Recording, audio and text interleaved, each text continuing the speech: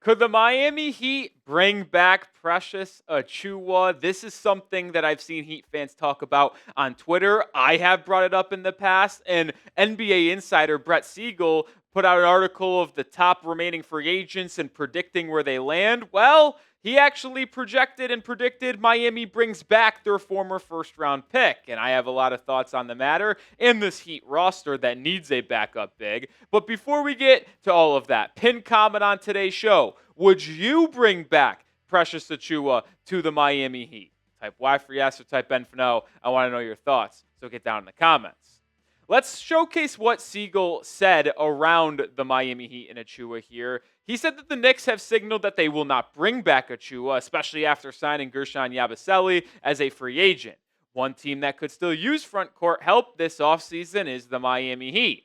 Not only does this fit make sense because Achiuwa can play behind Bam Adebayo and improve his all-around game, but the former Knicks big man recently purchased a 2-bedroom condo in South Beach. Miami has an open roster spot, and they can sign Achiuwa without crossing their first apron hard cap. Well, we definitely need another big, and we'll talk more about this in a second, but I do want to quickly address what Siegel said about the condo in Miami. If we used a player buying a condo, an apartment, or any property in the city of Miami as a reason why they might sign with the Heat, I think 50% of the NBA would be playing for the Heat. I mean, everybody lives in Miami. Everybody trains in Miami because it's where a lot of people want to play, and it's one of the best cities in the entire world. But the point is, the Heat absolutely do need another big man on this roster. We know that their starting lineup is probably going to be something like this, but the issue that we really have is the depth on this team. Because when you think about what Miami has on the bench, the only true big that they have is Nikola Jovic. That is not going to be serviceable. You can't have him be the backup big. He can play the 4, but I project him more as a 3. And even if you have him play the 4, that's fine. Are you playing him alongside Ware? That's cool. You can do that. But are you playing alongside Bam? Well, that means you're going a little bit back to that small ball, and we want Adebayo to continue to transition to more of a 4, more to a wing type of player. So if we're being real here, the Heat just don't have a backup big that is serviceable. Precious Achiuwa could absolutely be that. And let's rethink our Precious Achiuwa, someone who was precious to Miami at one time. That was terrible. I'm sorry, folks. Remember me. Attended Memphis. He was the AAC Player of the Year and Freshman of the Year in his only season playing for Penny Hardaway and the Tigers. He parlayed that into being the 20th overall pick in the 2020 NBA Draft. Obviously, the legendary selection, one pick ahead of Tyrese Maxey when Heat fans wanted him, and we know where Tyrese is in the NBA now. But he was dealt away after his rookie season to the Toronto Raptors in a sign-and trade alongside Goran Dragic, which netted Miami Jimmy Butler's best friend at the time, Kyle Lowry. And I didn't think Precious Achiuwa was that good as a rookie in the 305. And if we'll be honest, where he's still at in his career, it was a good decision by Miami to get that deal done by including Achiuwa. You never know what he could have developed into with the Heat, but he did not show promise like a player Kel'el Ware did in his rookie season, where you would then be like, okay, we're not trading him. No, Achiuwa had a lot of struggles. One of them was on the defensive end. He was not good in that area. He was also very uncoordinated in his rookie season. He would drop so many passes towards him in traffic, in the paint. He would mess up some lob opportunities. So there were definitely some things he struggled with, which made Miami a little bit okay with sending him in that Kyle Lowry sign-and trade. Like, just for more example, as a rookie, and I know it's tough. It's not easy to come in and be an impactful rookie right away. But he was one of the worst players on that Heat team. Obviously, it was a Heat squad that was coming off an NBA Finals appearance, losing in the bubble to the Lakers. They had high aspirations for the following year.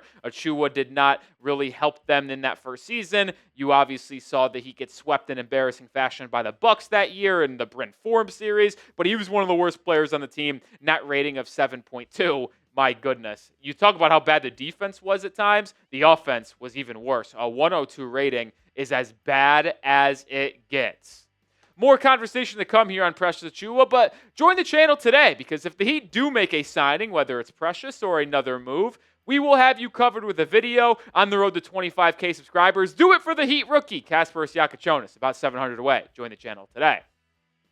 I am very open about this. I've talked about it on different episodes here on the channel. I am in on signing Precious Achiuwa because I think it would be a cool story to have him come back and potentially be a really rotational, impactful guy on this Heat roster and maybe atone for not living up to the 20th overall pick hype. I wouldn't say there's a lot of it, but there was some hype around him coming out of Memphis considering how good he was, Player of the Year, Rookie of the Year. In one other reason is that he's the best big man free agent available by a pretty wide margin. Like, it's not even close if you ask me. The top 8 free agent bigs, like, these names are a joke. Chris Boucher is a little interesting, sure. Bobo's fun, but he's not really a big. He's a 7-foot, like, wing.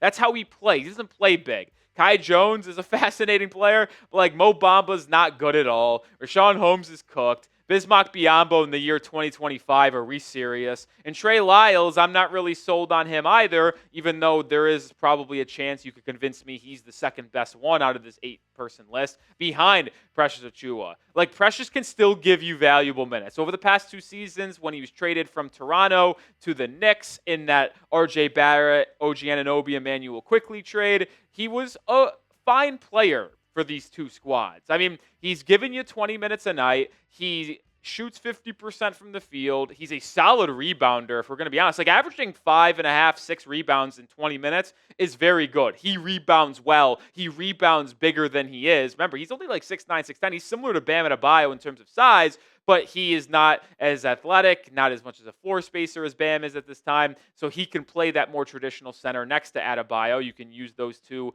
very good in terms of versatility on the defensive end of the floor. So I am in on Precious Achiuwa. He's also one of the more aggressive rebounders in the NBA. He is actually in the 93rd percentile of offensive rebounds.